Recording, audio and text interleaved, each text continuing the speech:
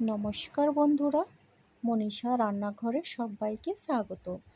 আবারও আজকে নিয়ে চলে এলাম একটা নতুন রেসিপি। আর এই রেসিপি খুবই খেতে ভালো লাগে আর খুবই স্বাস্থ্যকর। আর এটা দেখতে হলে অবশ্যই আমার সঙ্গে প্রথম থেকে শেষ পর্যন্ত থাকুন। আর যদি ভালো লেগে থাকে তাহলে অবশ্যই লাইক, কমেন্ট, শেয়ার এবং সাবস্ক্রাইব করে আমার পাশে থাকবেন।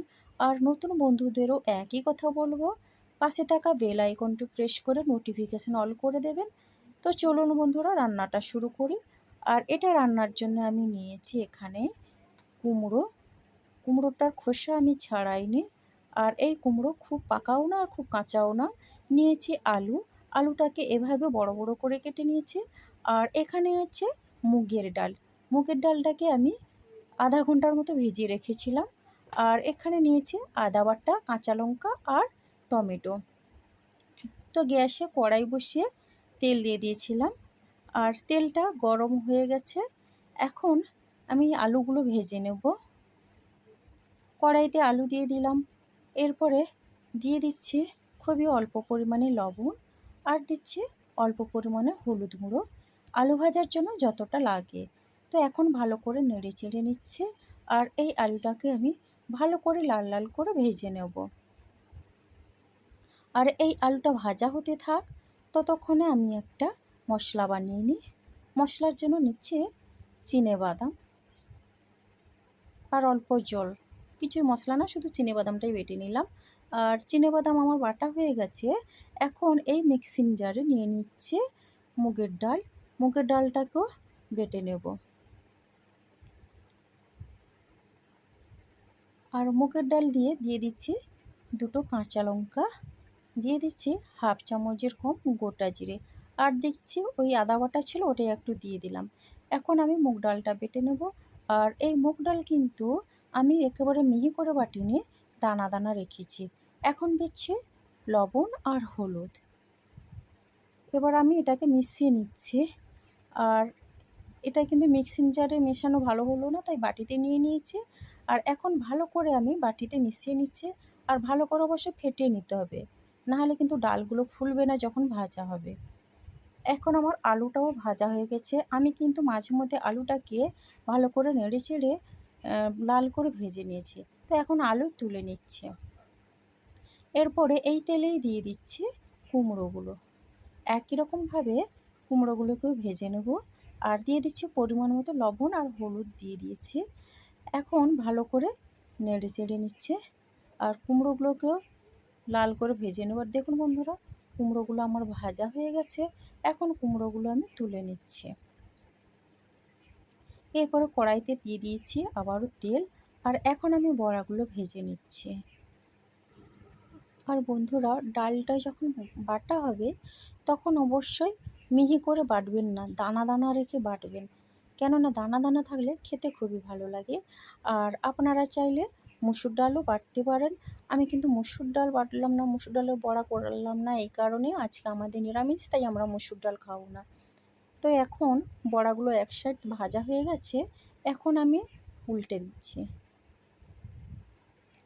আর এই মুগ ডালের বড়া কিন্তু খেতে খুব ভালো লাগে, দারুণ লাগে। আপনারা অবশ্যই বাড়িতে বানিয়ে খাবেন। এটা শুধুও খেতে পারেন, আবার রান্না করেও খেতে পারেন। তো বন্ধুরা, দু সাইড বড়া আমার ভাজা হয়ে গেছে, এখন বড়াগুলো তুলে নিচ্ছি। এরপরে কড়াইতে আবারও দিয়ে দিলাম সর্ষের তেল।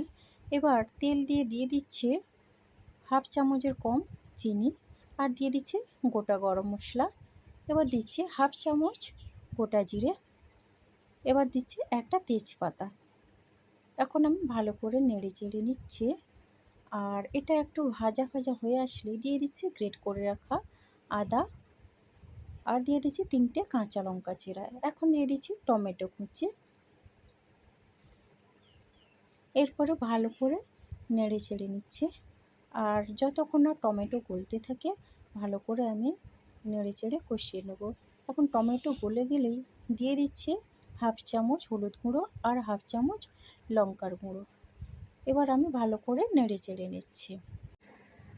এই রেসিপিতে কিন্তু তেল মশলার পরিমাণটা আমি অনেকটাই কম দিয়েছি। আপনারা চাইলে আপনাদের নিজেদের মতো করে বাড়িয়ে নিতে পারেন বা কমিয়ে নিতে পারেন। এখন দিয়ে দিচ্ছি বাদাম বাটা আর এই বাদামটাও কিন্তু আমি মিহি করে বাটিনি, এটা দানা দানা রেখেছি। আর দানা দানা রাখলে কিন্তু খেতে খুব ভালো লাগে। তো এখন বাদাম বাটা দিয়ে অল্প পরিমাণে জল দিয়ে দিলাম। এবার আমি নেড়ে চেড়ে ভালো করে কষিয়ে নেব। আর আপনারা চাইলে কাজু বাদামও দিতে পারেন, যেহেতু আমার কাছে কাজু বাদাম ছিল না। এখন মশলা থেকে অনেকটা তেল ছেড়ে দিয়েছে, আবারও নেড়ে চেড়ে ভালো করে কষিয়ে নিচ্ছে।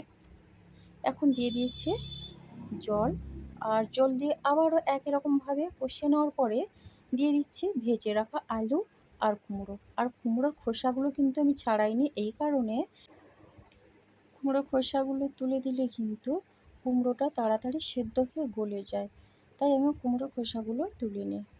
তো এখন আলু আর কুমড়ো দিয়ে ভালো করে মশলার সঙ্গে কষিয়ে নিচ্ছি।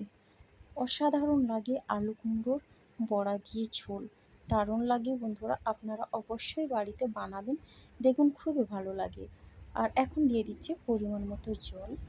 আর এই রেসিপিটা খুবই স্বাস্থ্যকর, খুবই ভালো লাগে, বাচ্চা এবং বড় সবারই প্রিয় রেসিপি। তো বন্ধুরা, জল দিয়ে ভালো করে আমি নেড়ে চেড়ে মিশিয়ে নিচ্ছি। এখন দিয়ে দিচ্ছি পরিমাণ মতো লবণ। এবার লবণ দিয়ে ভালো করে নেড়ে চেড়ে মিশিয়ে নিলাম। এখন ঢাকনা দিয়ে আমি কিছুক্ষণ রান্না করে নেব, যতক্ষণ না আলু কুমড়ো একটু সেদ্ধ হয়। তো বন্ধুরা, এখন আমি চেক করে নেব কুমড়ো আর আলু সেদ্ধ হয়েছে নাকি। আলু সেদ্ধ হয়ে গেছে আর কুমড়ো সেদ্ধ হয়ে গেছে। এখন আবারও ভালো করে নেড়ে চেড়ে নিচ্ছি। এবার আমি ভেজে রাখা বড়াগুলো দিয়ে দিচ্ছি। আর বড়াগুলো কিন্তু আগের থেকে দিলে হবে না, কারণ বড়াগুলো কিন্তু খুবই নরম হয়ে যাবে আর ভেঙেও যেতে পারে। তো বন্ধুরা, আলু আর কুমড়ো সেদ্ধ হয়ে আসলে বড়াটা কিন্তু দিতে হবে। তো এখন আমি ভালো করে এটা ফুটিয়ে নেব, কিছুক্ষণ 5 মিনিট মতো রান্না করে নেব। এখন হয়ে গেছে আমার রান্নাটা। আর এখন আমি ভালো করে নেড়ে চেড়ে নেব।